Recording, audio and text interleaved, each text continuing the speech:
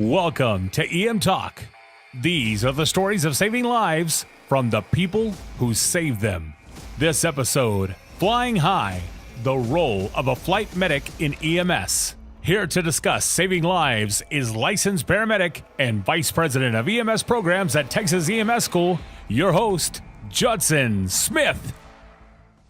Yes, I'm Judson Smith. That's me. And this is Derek Boise. We are doing an episode today on flight medics and being in the helicopter or airplane. And luckily, we've got Derek, who is a pilot and a flight medic. And we're going to talk a lot about that. But I want to preface this by saying that I've never flown in a helicopter. And I'm hoping that the result of all of this is that I get to fly in a helicopter. So You might have to figure that out for sure. either you're going to have to make it happen, or I'm going to have to like jump off a building or something, like in the middle of nowhere. Well, that wouldn't be good. Well, I mean, it might result in a helicopter, right? I don't know. Yeah, maybe. It could be worth it. Who knows?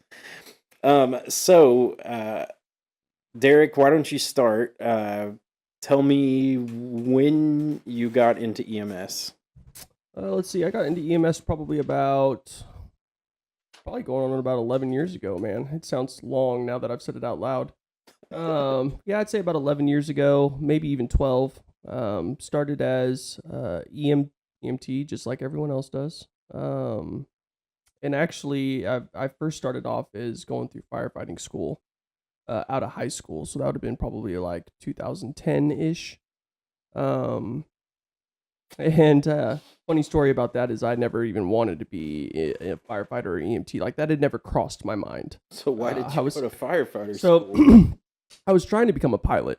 Again, so I'm a pilot now, just a private single engine plane right now, working my way up. But at the time, going through high school and everything, I wanted to be a pilot, whether that be in the military, whether that be commercially, like for an airlines.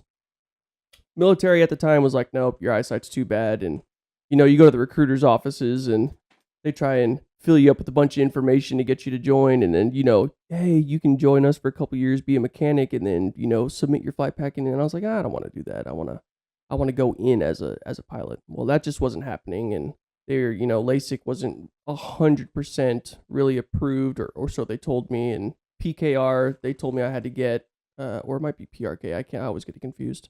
You had to get while you were in. I have no idea what either set of those letters means. Yeah, so PKR or PRK, whichever one it is they don't use a laser. It's pretty much they take a blade to your eye and scrape it until your vision is better, I guess. And that just doesn't Sounds great. Yeah, sounds perfect. Just hold it a little bit closer, please. I'll do it right now. Yeah, no. So anyways, military was a no-go for me. Checked with every single branch, and I was like, okay, well, I'll go the commercial route. Well, at that time, the economy took a hit. All the pilot airline schools were closing down. Pilots were getting laid off. All the Vietnam pilots are still, taking all those jobs, so they have all the hours already. And it was still, $100+ to go to airline school, and regional pilots at that time were only making $25,000 a year. And I was like, man, that does not sound feasible. Coming straight out of high school with that kind of loan and not making a whole lot of money. Not sure if that's really the route I want to go. So at that point, I was kind of lost. And my cousin hit me up and was like, hey, man, I'm going through firefighter school.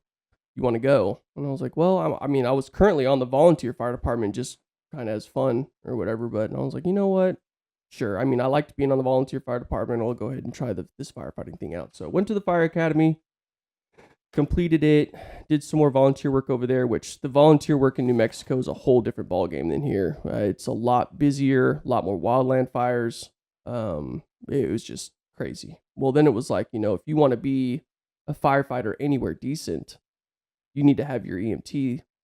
And I was like, okay, well, I guess I'll go to EMS school. Well, I started going through EMT, and then they came out and said, well, if you really want to get onto a good department, you need to have your paramedic. And I was like, man, y'all are just going to keep adding stuff on now. So anyways, I wasn't feeling the whole EMT gig at the time, and I actually dropped out in New Mexico. And I was like, I'm just not feeling it. I wanted to be a firefighter. That's what I went to school for. I didn't want to have anything to do medical. not feeling it. So I actually moved back here to Abilene and just got a normal job being a waiter. Actually, I was a bartender for quite a while. Where? Famous Dave's, and it was only here for like what 3 years. Yeah, It wasn't yeah. even here that long. It was a a northeast barbecue, commercialized barbecue place trying to make it in West Texas. It was just never going to happen. Can't fight West Texas barbecue. Yeah, wasn't going to happen. So at that point, I got tired of the whole bartending gig and was like, all right, I guess I better go ahead and finish this firefighting thing out. So went to TSTC to get my EMS. So it was it's here in Abilene. And I had tried online classes before, and they're, I know our program's an online program, but it's not for everyone, and it definitely wasn't for me because I procrastinated back when I was younger a lot. So, anyways, so I was like, I'm gonna go sit down, I'm gonna do this, I'm gonna knock it out. So I went to TSTC, went through the EMT program, and it wasn't until the very end of the EMT program, which you went to, right? Yeah. That you have extrication day, and the helicopter came out, and at that point, I had no idea that was even a profession. No clue. So as soon as I saw them come to TSTC, I was like, what do you have to do that? Like that's where it all started. And so, they told me, you got to be a paramedic, busy service. You got to have at least 3 years, which a lot of companies in the Metroplex areas and busier services, there's 5 years. So for here, it was 3 years. And it was a very sought out position, so it was like really hard to get in. Competitive. So I was like, all right, like from that moment on, that was firefighting completely left my mind. Like I didn't want to do firefighting anymore. I was like, if I can't be a pilot, at least I can do this and be in the air. It was the closest thing to being a pilot. So got my EMT, went straight into paramedic school. Did work as an EMT through paramedic school. Finished up paramedic school, got hired on, here locally as a paramedic, and made sure to, keep my connections with people in air evac, which we had a couple people that worked part-time for the ambulance service here that worked for air evac. And, kept in contact with them, seeing if there was anything that I could even just tag along to do, help out PR-wise, not even to get on the helicopter, just kind of hang out or whatever, get my name out there. And ended up working out for me. My boss now was the boss back then. She's been there, I think, for 15, 16 years, pretty close. Mm-hmm. So she had got to telling me, about this internship program you can take 6 months before my 3-year mark. And I was like, okay, sweet. I'm going to go ahead and do that. That's like your for sure foot in the door because it's pretty much all your new hire training. You get knocked out before you even get hired. Yeah. So I was like, awesome. So she got me into that right at 2.5 years. And I remember waking up. We were so busy when I was at MetroCare here that I was sleeping in the office quite often. We had like a little cot that we had because as a supervisor, that was back when they were doing like 3 trucks only, right? It was rough. So I remember waking up that morning and I had put it in my calendar. Who knows how long ago? 3 years. And I woke up that morning and as soon as my alarm went off and it said 3 years, I called Marta like right after and was like, hey, I hit my 3-year mark. We got a spot open. She was like, well, actually, you know what? You're in luck. We got a medic that's, testing out for her nursing and, hopefully we'll get that spot. But she said, we'll go ahead and send you off, get you hired, and we'll hire you on part-time until that full-time spot comes open. Perfect. There's my in. And then that's just kind of where it all started. So I was a paramedic for 3 years, and right at my 3-year mark, got hired on part-time, ended up going full-time flight medic probably about 6 months later at a different base close to here in Eastland. It's about 45 minutes away. And then worked out in Eastland for about 5 years, and then I've been back here in our hometown, Abilene, since.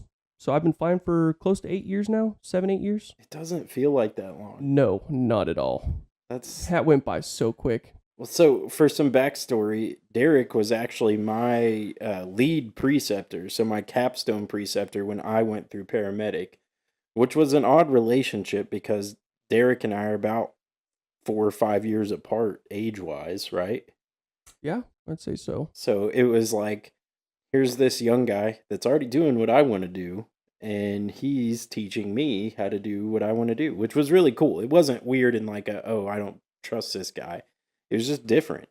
because this is my second career. I was in ministry first, and so then I got into EMS. But I think you've actually been in EMS for almost 14 years, by the way, Probably. because Who's counting at this point? I'm this old. year will be like almost, this will be 12 years for me. Oh, wow. So See, when we start saying this out loud and we're in double digits, it's like, where did the time go? it's just gone. Golly. Yours seems well spent though. I mean, so you've accomplished a lot in that time period. Um, the whole pilot thing. So you finally get to be a pilot, which Finally. is super Yep. cool. I never realized that was like a big aspiration for you. Yep, for sure. I just finally had, well, one was the time, um, and two was just I was able to find some people locally. It wasn't through like a school or anything. I was just able to find really great guy. His name's Gary Potter. Out at not even Abilene Regional. He's out at Elmdale. There's like a good group of guys out there. And I know the guy that Rodney. He owns the airport out there. And he let me use his plane, and Gary taught me, and it was for a really good price. And I was like, well, if I'm going to do it, let's do it, and it was just like, I got to do it now. Because if you come to a certain point in your life, and this really comes down to anything that you do, that if you really just don't bite the bullet and do it, you're probably never going to do it. Yeah. And I was at that point in my life. I was like, if I don't do this right now that these people have come into my life and offered me, this guy offered me his plane, this guy offered me to teach me. If I don't accept this now, then am I ever going to do it? Yeah, it's like a perfect opportunity. Yep. I feel the same way when I look at a box of donuts. It's like, if I don't take this opportunity now, will I ever get it again? Yeah. Oh, man. Good thing for you is you can have it again tomorrow and the next day. Yeah, I know. Yeah, that opportunity could present itself every day. See, I like to keep my my aspirations a little lower, so that way I'm just pumped every day because I Right. get what I want. No, that's all super cool. And so what's the next goal? Like, is the goal to continue being a flight medic, or is it to eventually transition into being a full-time pilot? I will always be a flight medic. I think I've come to a realization that I absolutely do love what I do. And it's kind of crazy because, like I said, I never wanted to be firefighter. I never wanted to be paramedic, EMS, or anything like that. But as Right. soon as I started doing it, I like instantly fell in love.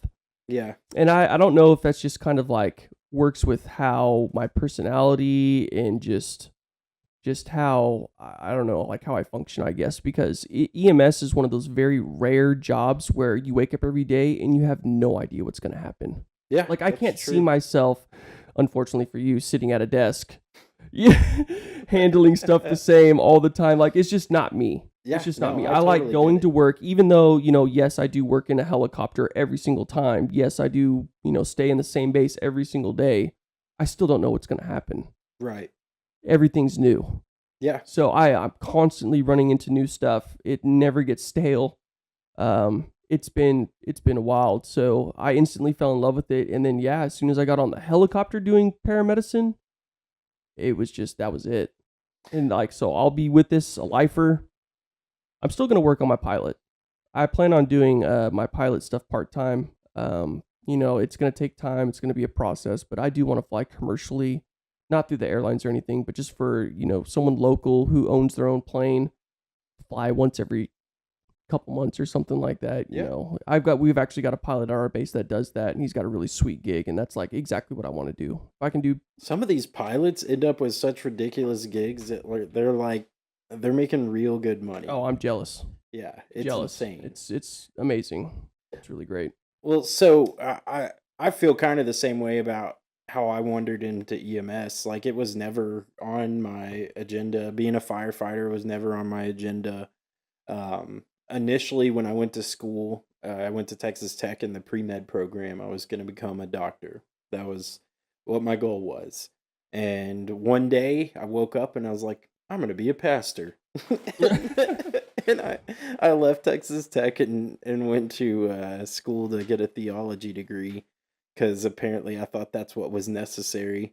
And then I don't know. I wound up back in the medical field and ended up doing this. And I started EMS because I was like, I want to be a firefighter. It just seemed like a good, stable job, and I hate being stagnant. Like Yep. I'm like you. I don't necessarily like doing the same thing every day, Exactly. and my job here ends up being different every day, which is nice. Because it's kind of like, being in charge of an EMS school is kind of like being in charge at an EMS station. Sometimes it's just, here's the problems, solve them, and that's what I do every day here, which is kind of fun. Yep. Some days it's It's been pretty crazy to see you advancing your career too.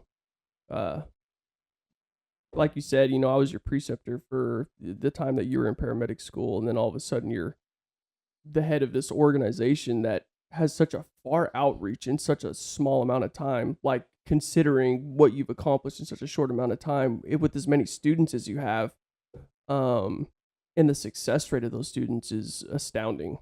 It's crazy. Well, I appreciate that, and I'm glad that that's what the outcome was. Because when we started, it was like, I hope we get 4 students Yeah. this month, and then it just kind of started taking off, and then immediately when I was thinking of people that I thought would be good instructors, I thought of you, because you were I guess my template for what a good paramedic is, because that's who taught me to be a paramedic. And so, naturally, I was like, well, he could be a good template for everybody.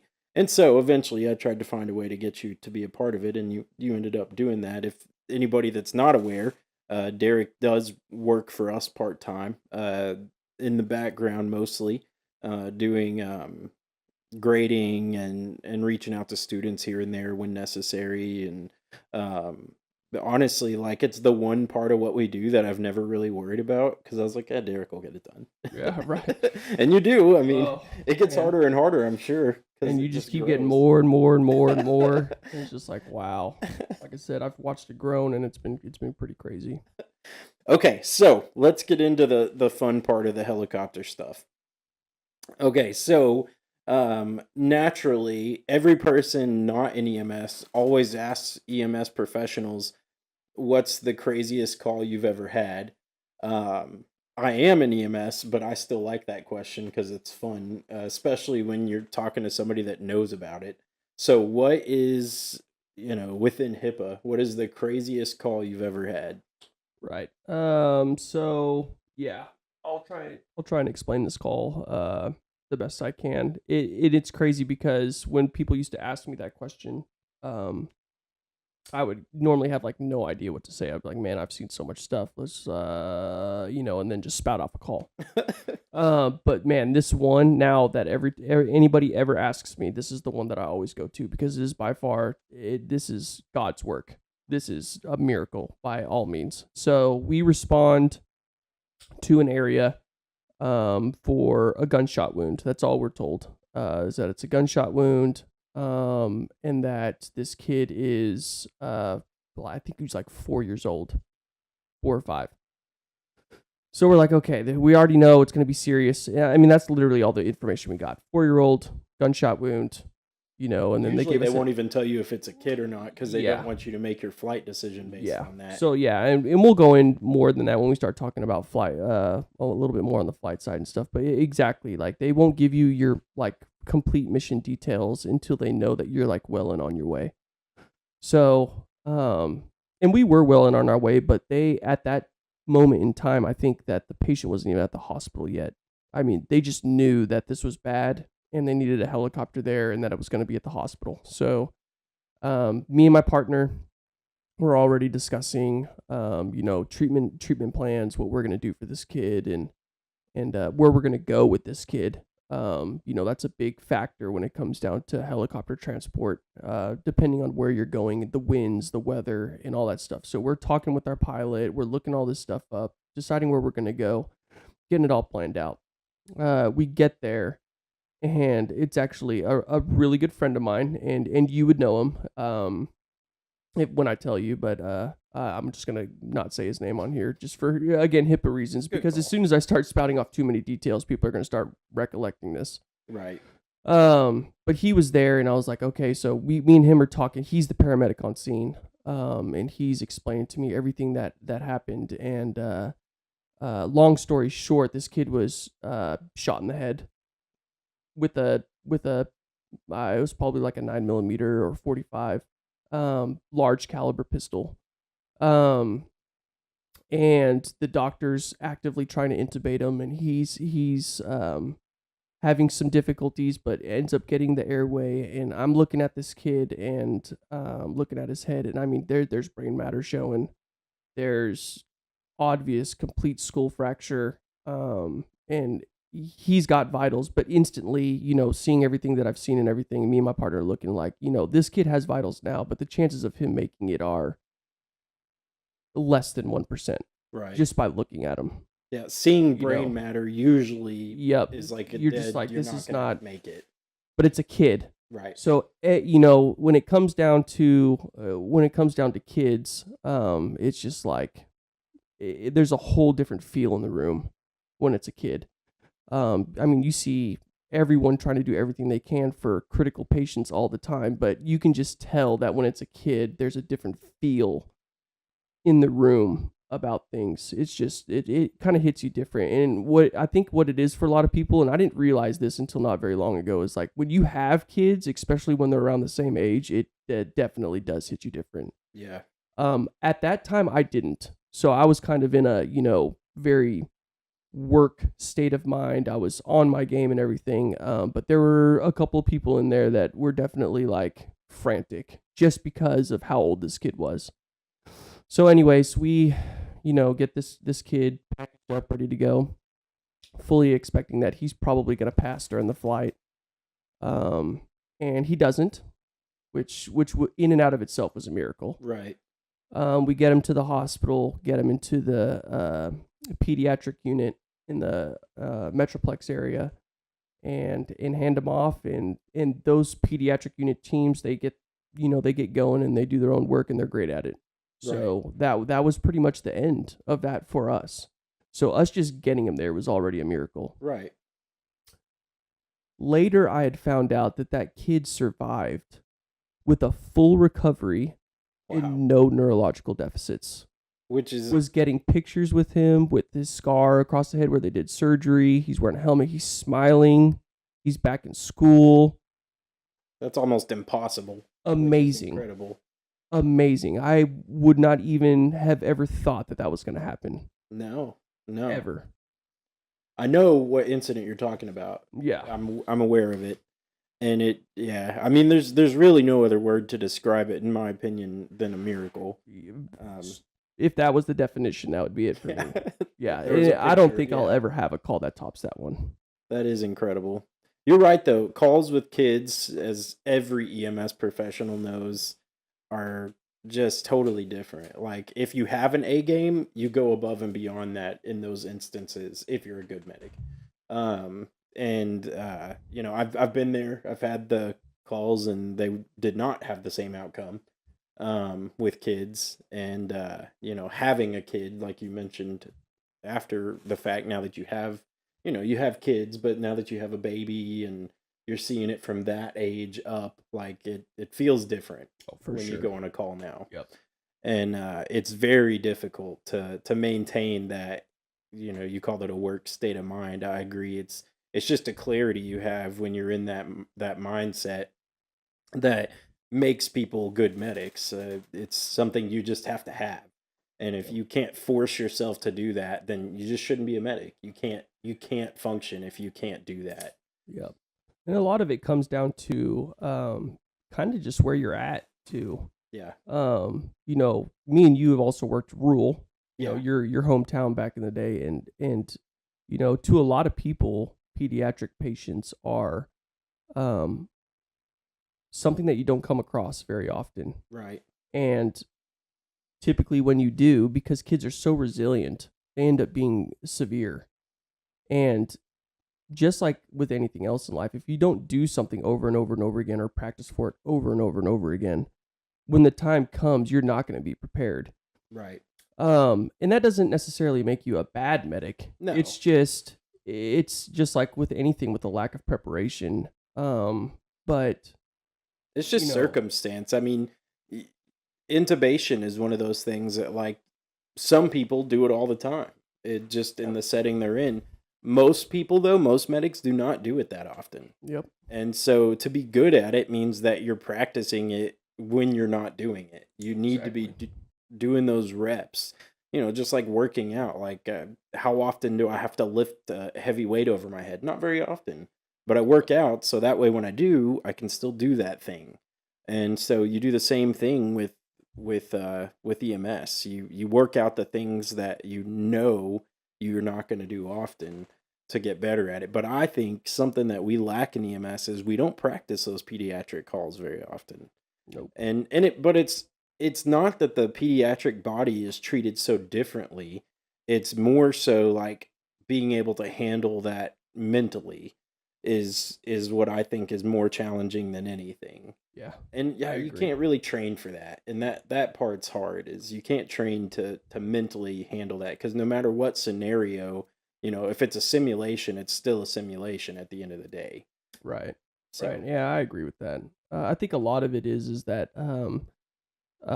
people try to pass off pediatric patients, with something that's super easy, and that right. would be, if you ever have a pediatric patient, grab the Broslo tape. It tells you everything. Yeah. Well, guess what? If you don't ever use the Broslo tape, that in and out of itself can be, make a disaster. That thing is not all that intuitive. Like And it really isn't. yeah, And you it you really isn't. have to look at it a few times to actually understand how to use it and what it's for, and it doesn't answer every question. Nope, it sure doesn't. And the anatomy's different on children.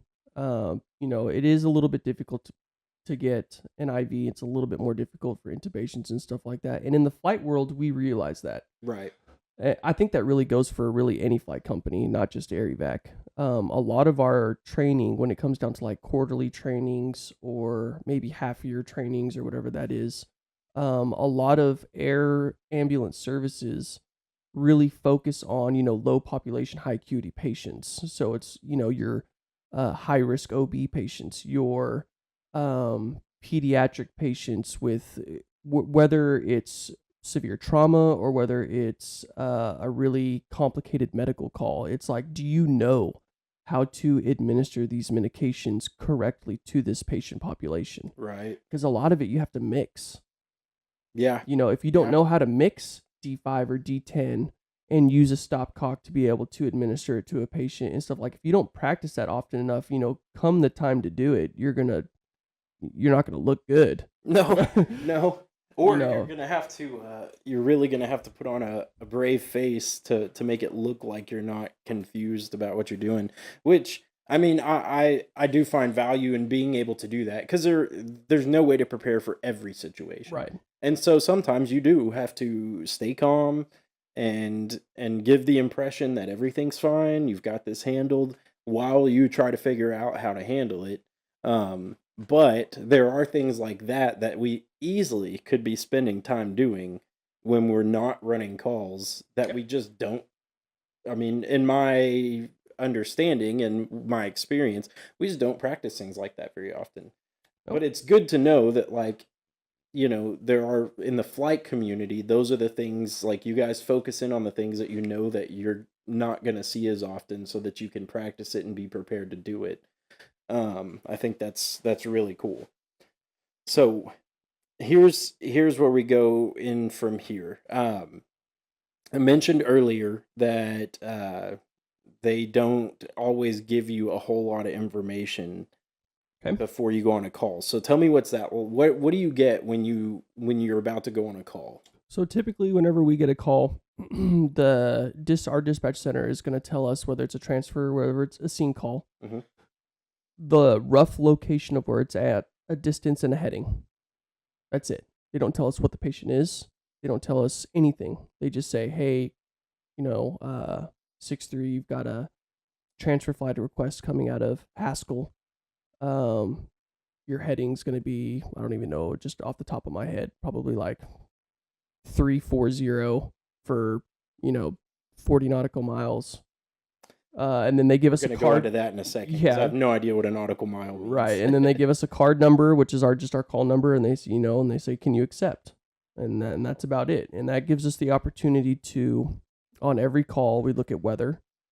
We look at if the pilots, can be able to take it, because pilots have FAA rules that they have to follow if they're going to time out or not. Which our company, we look at that in the sense of, can you make the trip with the patient to the receiving facility before the pilot times out? We don't look at the entire call back. Gotcha. We're only worried about getting the patient where they need to go. If we get stuck somewhere, we get stuck somewhere, which just happened. But we look at weather and we look at where we're going to be able to go. And then we choose to accept the call based on that information. After that, they still don't give us any information. It sounds like regular dispatch. We just get all of our stuff and we load up in the helicopter. We get going. Pilot talks to ATC. We get our, vectors out of here and stuff like that. And then we call our CENTCOM back and we say that we're in the air. We give them a flight plan. And then we request additional information at that point. So we would be in the air already at this point. The only exception to that is if there's a patient coming out of the hospital here, which we're based at. Right. So, because there's no way we'd be in the air to get that patient. And their reasoning behind that is, and this goes back to kids, is people do, a lot of people try to go above and beyond for kids. Right. So they don't want to give you this information. They don't want to say, 6'3", you're inbound to a scene call for a gunshot wound 5-year-old kid.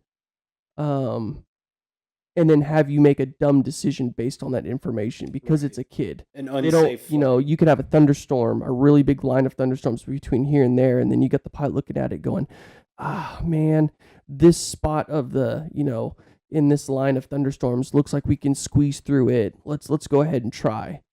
And then you end up having a helicopter crash with 3 fatalities, trying to make it to somewhere that you can't go. That's the main reason why they don't give patient information before you to make your flight decision. So they end up giving you only the necessary information. You choose whether to accept or decline. And then once you're in the air, then they give you the information. Boy, that makes it difficult. Yep. That makes it real difficult because you could be finding out while you're on the way what terrible thing you're walking into. Or you could deny a flight and later find out you denied a flight for something that really you're beating yourself up over for not going to try to handle. Yep. And really what it comes down to is just safety of all the crews, because it has happened, and that's why this system is in place. Right. I'm not going to say that it's happened with this company because I don't know for 100% sure, but I'm sure somewhere, somehow, some company, it was found out that was the reason why, they accepted a call that they shouldn't, and then something ended up happening. Right. And that's why the system is in place. Sure. It's constantly a learning, of what you should and should not do as an air service provider. And you're right. I mean, sometimes it could be someone that really does need a helicopter. Right. And we just can't do it. No. It's not feasible for the safety of the crew. And everyone lives by the rule in the air ambulance community. It takes 3 to go and 1 to say no. So we all have to be comfortable. So if one of you says, I don't feel right about this, it's off. It's off. Wow. What if you take it back? What if you're like, I don't feel right about this, and then everybody's like, okay, we're not going. You're like, never mind, I feel good. Well, then, I guess you would go. I guess you would go. That'd be me. I'd be the one second guessing myself there and be like, no, it's fine. It's probably good. Yeah. And most of the time we do try to take calls. I'm not going to say that, something bad happens every time. There could be a call that comes in. Again, we don't know any information, but there's, some weather or something building up, or it's nighttime and maybe, some weather stations are reporting haze or whatever the case may be, low visibility, yada, yada, yada. Walk outside, look, and it's like, man, it looks good. Let's go ahead and take it. And the pilot will discuss, with that. This is what I'm seeing. This is what I'm good with taking it. How do y'all feel? And we're all around his computer looking at everything he's looking at. It's not like he's hiding anything from us. He's just in another room. Right. So, most of the time we say, yeah, let's go. We're good. I mean, these pilots have over 2,000 hours, and most of them are ex-military. And these guys are very well trained. Right. They know, what they can and cannot take. So we'll end up going, and then, halfway through the flight, there ends up being low clouds, and we might be able to, or that we're fixing to go into, or the thunderstorms have gotten bigger or whatever, and then we'll have to abort. I mean, that's something that happens, often. And that's rough because at that point you probably do know what you're going to. Yeah, that is very true. Yeah. There are times where we do know what we're going to at that point, and then, it's just stuff beyond our control happens, and we can't do it. And that doesn't even have to be just weather or anything like that. Something can happen with a helicopter. We can get a chip light, which means that there's some sort of, medical particles somewhere sensed somewhere in the transmission, which could cause, a catastrophic failure of some point. So you're supposed to land immediately to get it looked at. They make a sensor for that? Yep. There's sensors for everything. That's so, I mean, there's stuff that just happens beyond your control, and it is what it is at that point. Well, and I definitely am not advocating that. My line of questioning may seem like I'm like, oh, you jerks, you don't take the calls. I don't feel that way at all. I think the way y'all are doing it is absolutely the best way to do it, because we got 3 dead providers. Who's going to help the next person, right? And so it's the same concept for EMS. Safety first. Yep. Is my scene safe? And the problem is y'all's scene is huge, because you've got to consider the air, you've got to consider where you're going, where you're going to go later. You've got so many factors involved, and you've even got to consider, what happens with the altitude and how it affects what you're doing. And very true. Yep. And so it's just it's a lot to consider. We do these scenarios in the education world, and I've tried to avoid this, where the scene's just always safe. Don't worry about it. The scene's always safe. And I don't think we're really doing anybody any favors by doing that. Like, nope. We need to teach people how to determine if the scene really is safe or not. And I think some of that is intuitive. In your world, it's not. In your world, it's a lot more complicated than that. In the ground world, most of the time, it's pretty evident when it feels like a scene is unsafe. You can see it. Unless you're Zach. Yeah, unless you're Zach. He was on here. Did you watch that episode? Yes, I did. Well, and I was actually working on shift that day when he had come in on that call. That was a pretty hectic day. But dude, for it to happen to anybody else, would have been devastating. But Zach, giant dude who can handle himself, it's a little different. That story, that was crazy. That one gave me that was some goosebumps. So being on the helicopter, let's start with your biggest fear. I mean, I could guess what your biggest fear is when you're flying, but what do you think about most often that might bring fear to you when you're on the helicopter? Man, I can't really say I've ever really thought about a fear. I guess everyone's fear would be, just the thought of just having a catastrophic failure that you couldn't recover from. Right. I mean, because then everything's just out of your hands at that point. Do I really think about it? Not a whole lot. I'm very comfortable in the air. I would imagine some people that, don't mind flying, but still have some, legit fears, right, would be able to tell you a little bit more. That's just not something that I've really thought about. Which, like I said, I'm a small engine fixed wing pilot, but I've been around aviation for most of my life, and I've talked to a lot of pilots. And those guys, like I said, they know what they're doing. right, And that in and out of itself makes me comfortable. Like, I don't have any doubt that the pilots that I fly with in an emergency situation wouldn't be able to do everything that they could to get us on the ground safely if that was to ever happen. Now, we did recently have a crash in Oklahoma with 3 crew member fatalities, but that was just completely out of their hands. It was nighttime, low altitude, and a whole flock of geese flew into the helicopter. Jeez. And at that point, we don't have 100% details on exactly what happened with that, but it was able to cause such a catastrophic failure that there was absolutely no way that pilot was going to pull out of that. And that's just the inherent risk of what we do. right. There's not really a way out of that. And the chances of that specific incident ever happening again is probably 0 to none. Yeah. Well, and So, that I think though that speaks to your mindset more than reality, because I do think it's a legitimate fear to have. right. But the fact that you've accepted that as just part of what you do is what makes these people become flight medics. Is that they're okay? It's acceptable. I can deal with that. Yeah. That's just the risk I'm taking. I think my biggest fear really out of all of that is not necessarily what happens to me, but the effect it would have on my family. Yeah, I feel the same way. Like when I'm thinking about what I worry about, it's not about me, it's about the aftermath of that event Yep. is what bothers me the most. So I get you in that. That makes sense. Okay, so what is your favorite part about flying?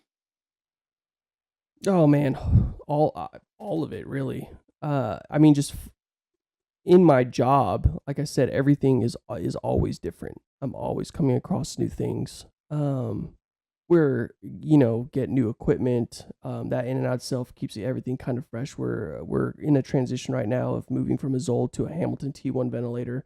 Super excited about that. So again, it just gives us an opportunity to be able to do more for our patients because that monitor is that ventilator is amazing. It's a small computer that is probably way smarter than I am. Probably both of us combined, to be quite honest. It's impossible. But I got to do hurricane deployments with this company, which is something that I've never done before. I've never done any sort of disaster deployments. That was a new experience in and out of itself. It was very cool to see something like that. What do you do in a deployment with a helicopter for that situation? Like what are you doing with your time there? Oh man, nothing. It was the greatest Oh man, thing it was ever. like, yeah. I mean, I enjoyed it. I always, anywhere I'm at, I try and find something to do to where it's at least somewhat enjoyable. But it was Hurricane Harvey, I think in 2017 it was. There was just a lot of sitting and waiting around for the most part. Because again, just because we're in a hurricane deployment doesn't mean we're going to start accepting calls that we would not otherwise take on a normal Right. day. We're not going to push weather. We're not going to do, all this extraneous things to try and take calls. So a lot of it was just waiting to see what areas were, surrounded by water, what areas were very hard to get to with ground vehicles, stuff like that, and just being able to not stress out all the systems in place. It was pretty much what we were there for. I was able to take patient flights on that hurricane deployment. I was able to go see different places I've never seen. We did a lot of flying around the coast, which I've never done before. So that was, just little stuff like that to me is cool. So got to see how, FEMA operates and just all the systems that they have in place for disaster responses. All of that stuff was just really cool to see and be a part of. But other than that, I just like being in the air. That's just my favorite part. And then being able to take care of these patients while being in the air is really cool. And again, I like being a paramedic. It's something that I have fell in love with. So having critical patients, while it might not be, the best option for the patient, they don't enjoy it. I get to do, what I went to school for, which is nice. And more, being a part of air ambulance service, I was, I'm introduced to now taking care of a lot of infusions and starting a lot of infusions and looking at labs and looking at ABGs and treating based on that stuff, which you would not do on the ground. No. That's just, especially not, here in Abilene, Texas, You're too where close to a hospital's hospital. 5 minutes away. Yeah. Even when I was working out in Haskell with you, I got to do more out there than I did here in Abilene just because of how far you are away from, the right facility for that patient. I was able to do a lot more, which in and out of itself was nice. Yeah. Airs, is that same way. It's a good mix between kind of working in a busy EMS and a rural EMS, because we do have patients for long periods of time.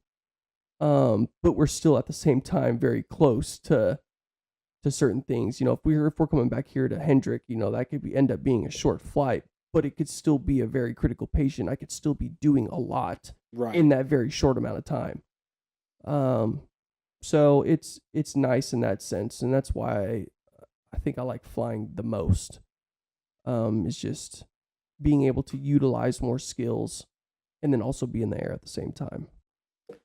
Have you ever been parachuting or Yes. skydiving? My wife took me skydiving on my 30th birthday. I was about to say, I think you should try that before you continue your career in the helicopter, just to know what it's like when you do fall out. Yeah. What was skydiving like? I've never done it.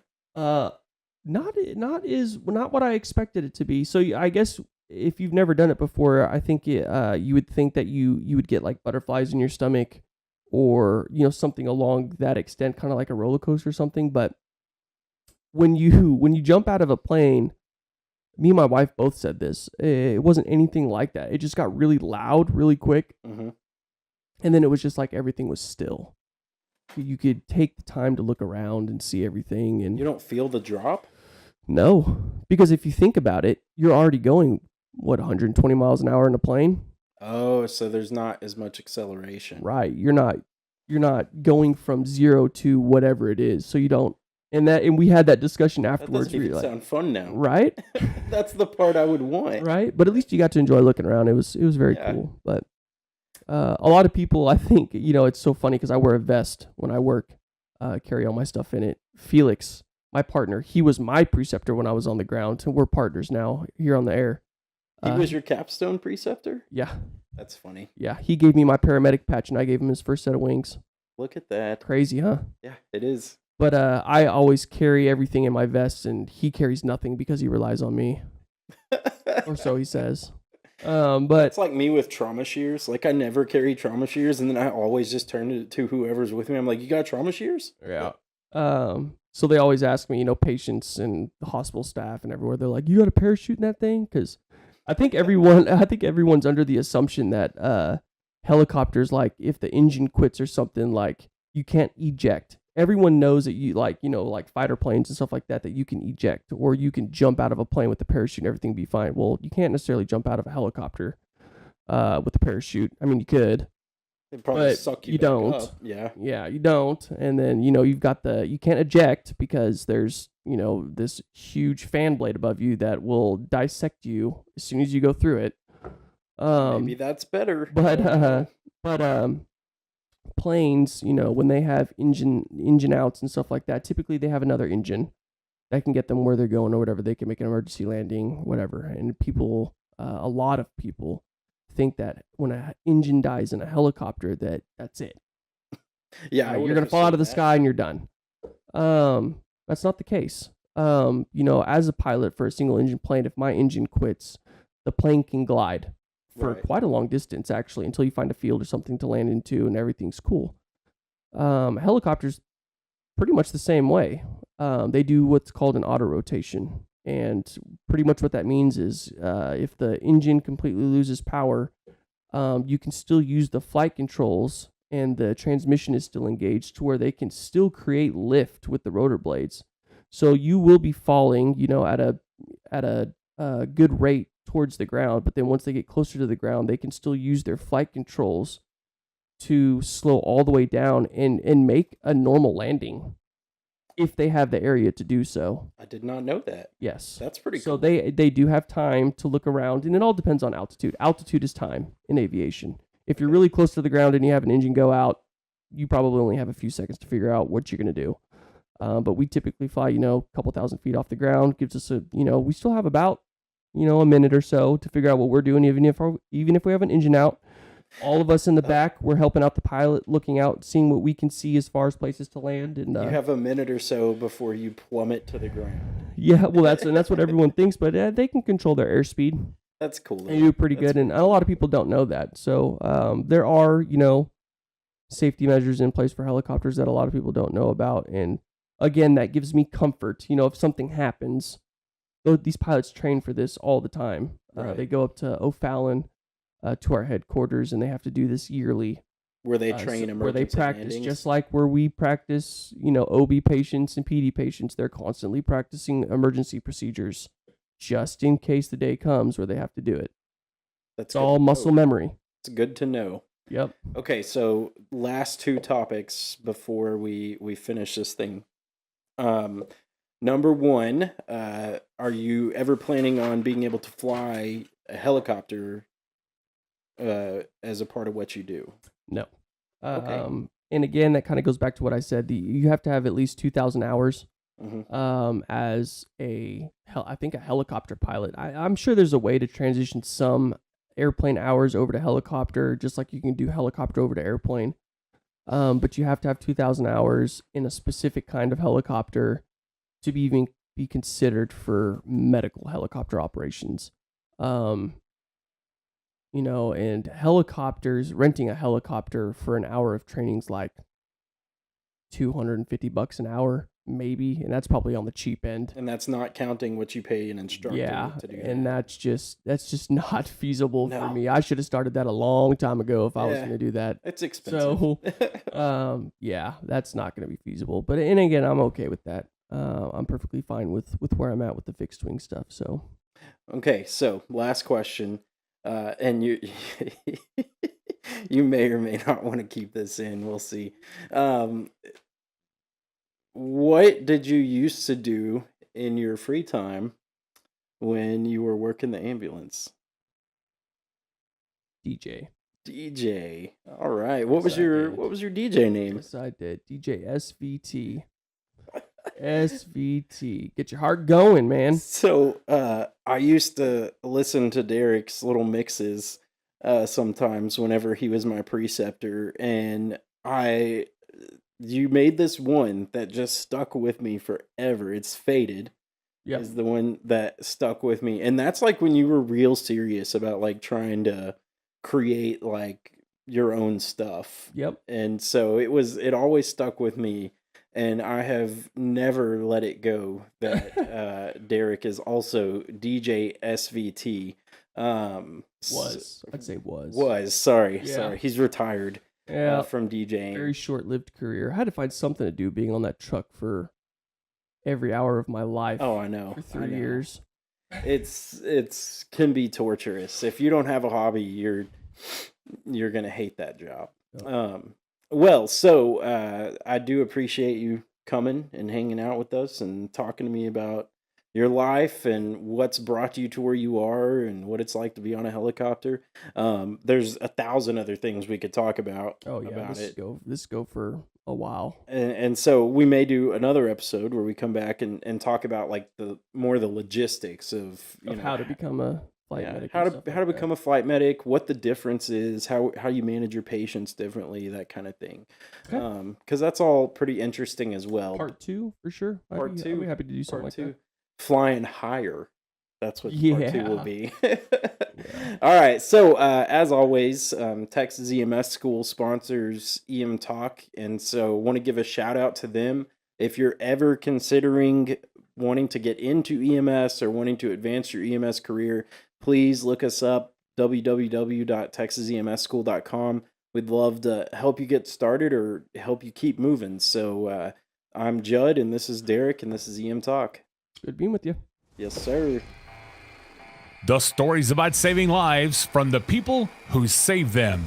This is EM Talk. EM Talk is sponsored by Texas EMS School. Join Judson Smith again next time because the life he's saving could be yours.